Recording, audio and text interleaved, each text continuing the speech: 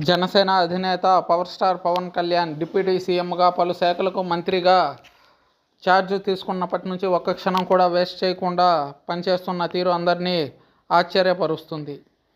అయితే పవన్ కళ్యాణ్కు అవగాహన లేని విషయాల గురించి అధికారులను అడిగి తెలుసుకుంటున్నారు. మొత్తం రాష్ట్రంలో ఉన్న జిల్లా పరిషత్ సంస్థలు ఎన్ని, మండలాలు ఎన్ని, గ్రామ పంచాయతీలు ఎన్ని, గతంలో పంచాయతీరాజ్ శాఖలో జరిగిన అవకతవకల గురించి, ఉపాధి పనికి సంబంధించిన అవకతవకల గురించి, జనరల్ ఆడిట్ గురించి,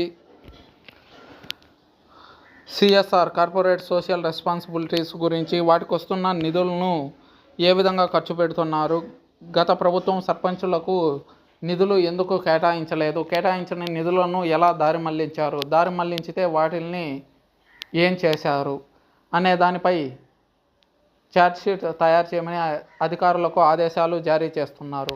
ఓవైపు విద్యార్థుల పరిపాలనా విధానాన్ని నేర్చుకుంటూనే మరోవైపు రూరల్ వాళ్లకు అధికారులకు ఆదేశాలు జారీ చేస్తున్నారు పవన్ కళ్యాణ్.